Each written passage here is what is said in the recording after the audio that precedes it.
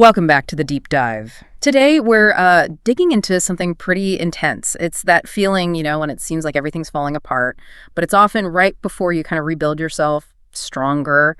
We're looking at those really profound inner shifts that signal big personal growth, maybe even spiritual growth. Exactly. It's a common experience, actually. People find that things they relied on their career, maybe relationships, even core beliefs, they suddenly feel empty, hollowed out. So our mission today is to bring some clarity.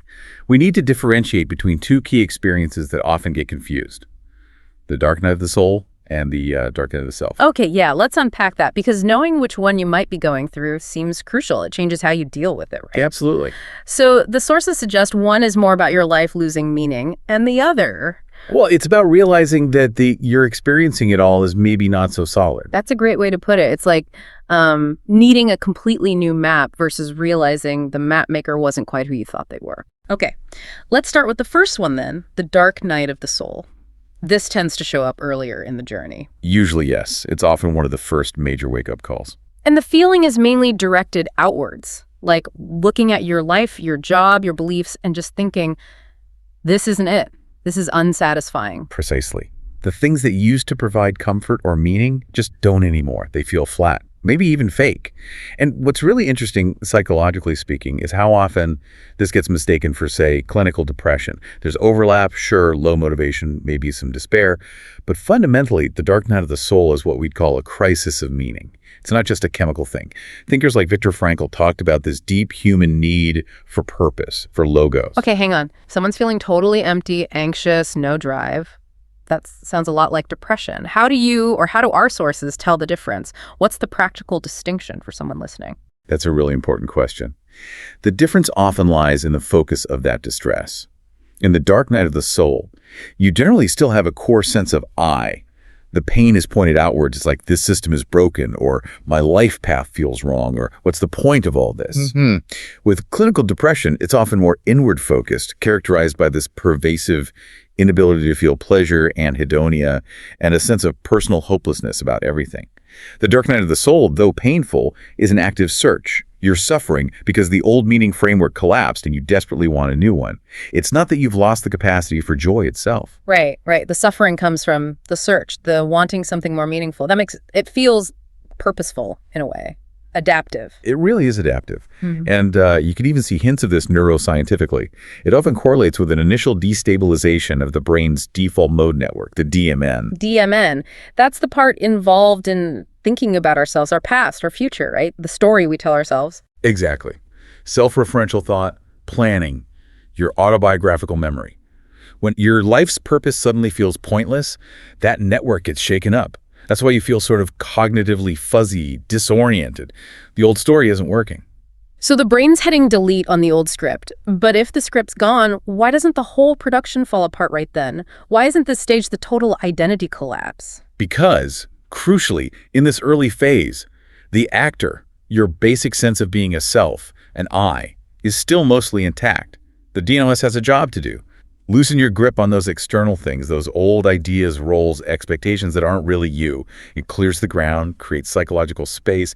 It hurts, yeah, but your fundamental identity usually feels safe, relatively speaking. Okay, so let's paint a picture. Dark night of the soul. Maybe you realize your dream job feels hollow, your relationship's built on habit, and it causes this deep existential ache. Got it.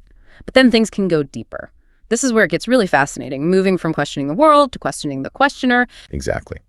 Now we move into the territory of the dark night of the self. This typically happens later on, maybe after you've already done some significant inner work or had some initial shifts in awareness. The focus swings sharply inward. And the core experience isn't just dissatisfaction, it's the actual dissolution of the self-concept. Old roles, beliefs about who I am, the ego structure itself.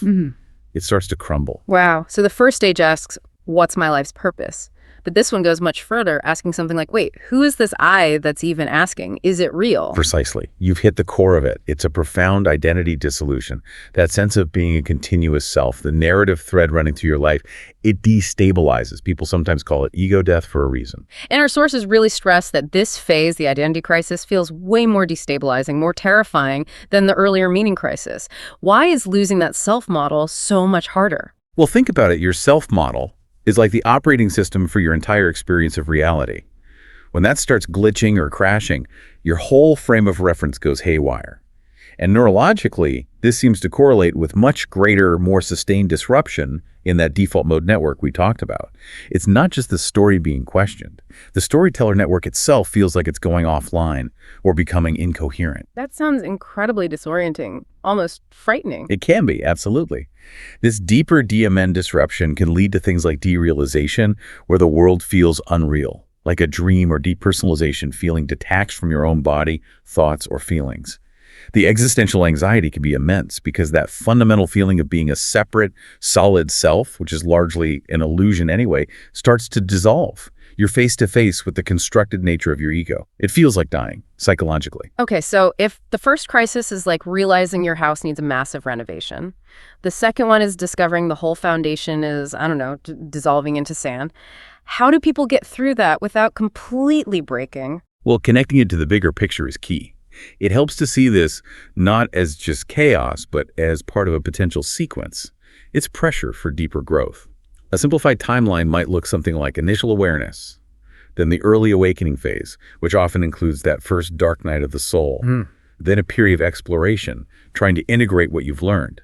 And that integration can prepare the ground for the deep awakening phase, where the dark night of the self might emerge, followed eventually by stabilization, a new kind of emergence. But it's a process. It's helpful to see a potential map, even if everyone's journey is unique. And you mentioned this isn't quick. Both stages can last, what, months, years even? They absolutely can. It depends so much on the individual, their history, how much they engage with the process. The duration often reflects the depth of the restructuring needed. But remember, from a neuroplasticity perspective, this kind of stress and disorientation can be highly adaptive. The mind is essentially being forced by the destabilization to rewire itself, to reorganize. It's like stressing a muscle so it can rebuild stronger. The psychological discomfort forces the creation of new, hopefully more flexible and resilient internal structures. That links into ideas like post-traumatic growth, doesn't it? You don't just bounce back, you potentially bounce forward. So what are the specific positive outcomes we're looking at for each stage, if navigated well? Great question. For the dark night of the soul, that crisis of meaning, successfully moving through it, typically leads to a renewed sense of purpose, real clarity on your values. You start building a life that actually feels authentic to you, not based on old conditioning. A life with a map that actually resonates. Okay. And the dark night of the self. What's the potential upside of having your identity dissolve? That goes even deeper. The potential there is profound psychological flexibility. It's freedom from being trapped in a rigid, defensive ego structure. It's about developing the capacity for radical authenticity. You stop identifying so strongly with the story, the thoughts, the roles, and find a deeper peace in just being aware, presence. This is all incredibly useful. Okay, so if these are two distinct crises, meaning versus identity, does that imply the ways we cope, the strategies we use should also be different? Let's get practical for listeners. How do you navigate them effectively? Yes, absolutely. Different strategies are needed. Trying to, say, find the new life purpose when your very sense of self is dissolving is likely to be frustrating, even counterproductive. So for the dark night of the soul, the meaning crisis, the approach needs to be active, meaning-centered. Think existential exploration journaling, therapy focused on values, maybe trying out new activities that align with potential emerging interests. The goal is to actively build that new map. So you're leaning into the search for purpose there, being proactive. Exactly. You need to chart a new course. But when you're in the thick of the dark night of the self, the identity crisis where the map maker feels like they're vanishing, that same act of searching can actually make things worse. It can feel like the ego fighting back. Okay, so what do you do when your core I feels like it's falling apart? You can't just think your way out of it, presumably. No, not really. The focus shifts dramatically towards acceptance, integration, and non-attachment. You need practices that help you witness the dissolution without desperately trying to hold on to the old structures. Mindfulness becomes crucial. It's just observing the thoughts, the feelings, the shifting sense of self without judgment, without grasping.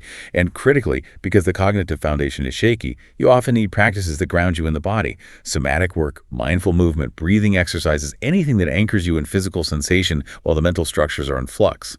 The body becomes the container. Stabilize the physical to allow the psychological shift to happen more safely. That makes a lot of sense.